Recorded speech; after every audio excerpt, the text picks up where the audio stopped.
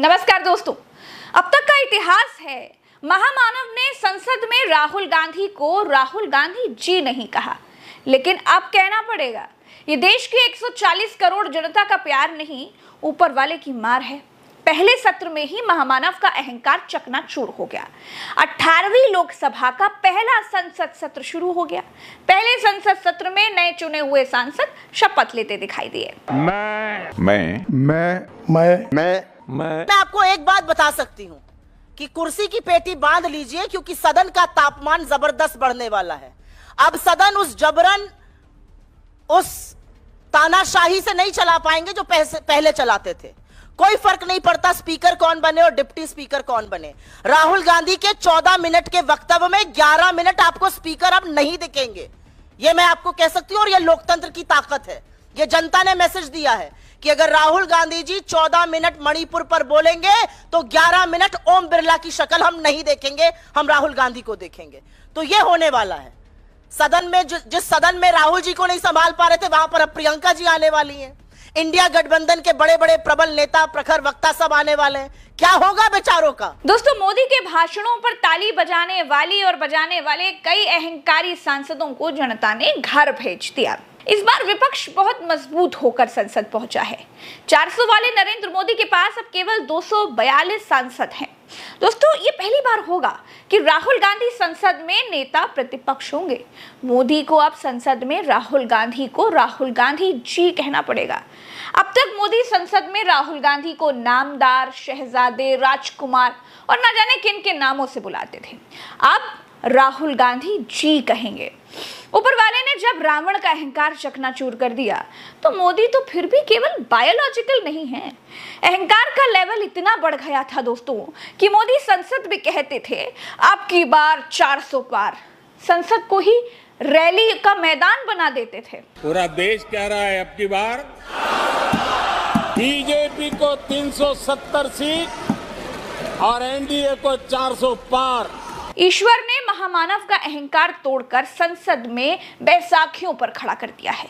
परिणाम ये हुआ है कि अपने दम पर बहुमत तक नहीं ला पाए, उधार सरकार चला रहे हैं। इसी संसद के भीतर 400 सीटें लाने का दम भरने वाले महामानव का हाल ये है कि अपना स्पीकर बनाने के लिए भी जद्दोजहद करनी पड़ रही है।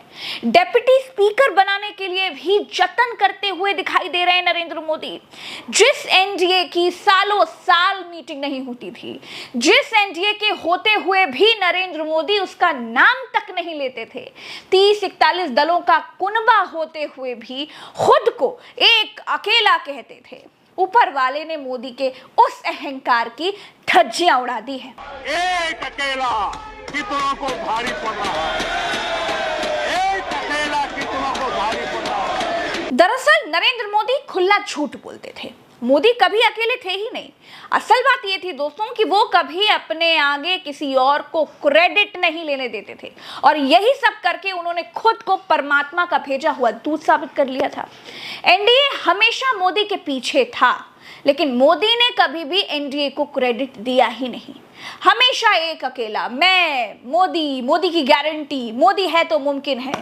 एनडीए छोड़ दीजिए, मोदी जी ने वैक्सीन तक का क्रेडिट अपने नाम करवा लिया।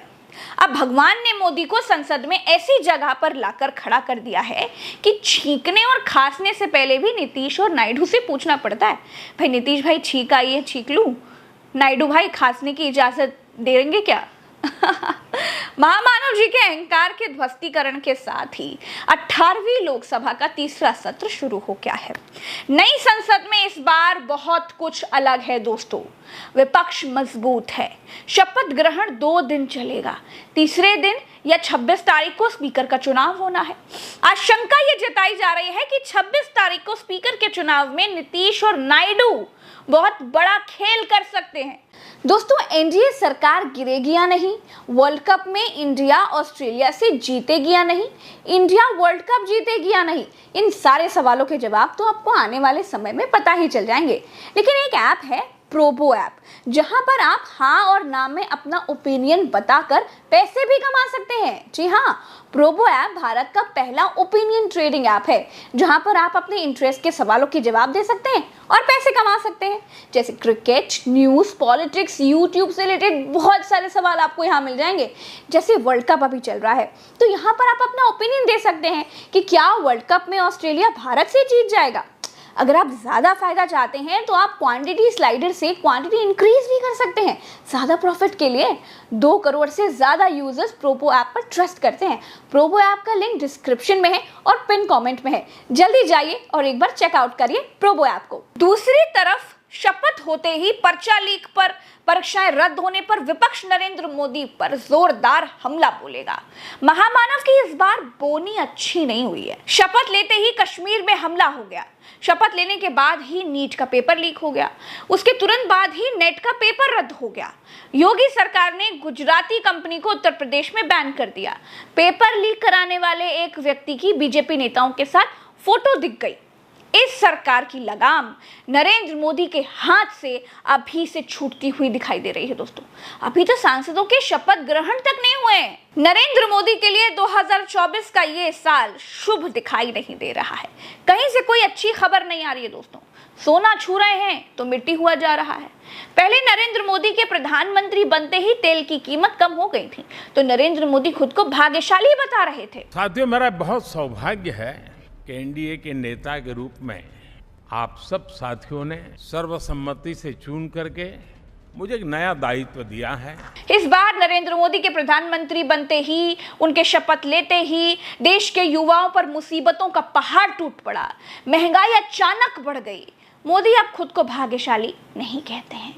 दोस्तों, शेयर बाजार भी इतनी तेजी से नहीं गिरा जितनी तेजी से नरेंद्र मोदी की माला जपने वालों की संख्या गिरती जा रही है। दोस्तों, एक समय था जब ये कहा जाता था कि बीजेपी में चिड़िया चू तक नहीं करती है, लेकिन आज की तारीख में बीजेपी के लोग आपस में ही लड़ रहे हैं।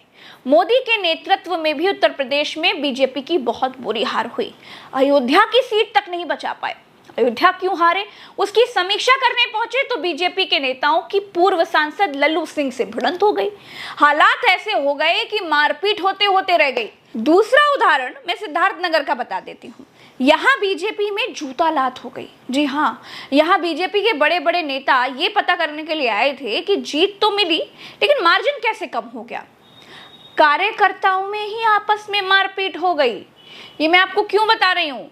इसलिए बता रही हूं क्योंकि एक समय था जब बीजेपी में कहा जाता था कि बीजेपी गधे को भी टिकट दे देती थी तो जीत लाते थे, लेकिन आज मोदी को खुद जीतने में लाले लग गए।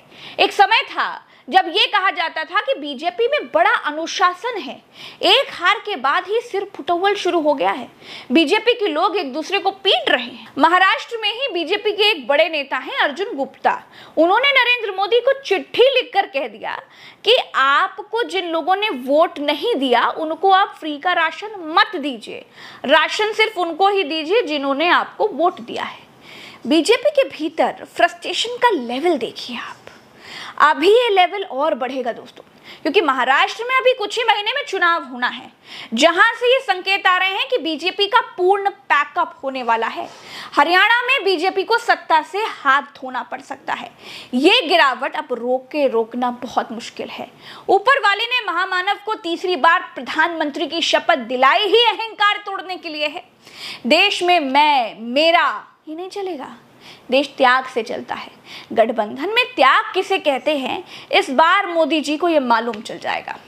जिसे चिढ़ाते थे अब उनके नाम के आगे जी लगाना पड़ेगा। चलिए दोस्तों, इस वीडियो में इतना ही। मुझे दीजिए इजाजत। राम राम, दुआ सलाम, जय हिंद। चैनल को सब्सक्राइब जरूर कीजिएगा। नमस्कार।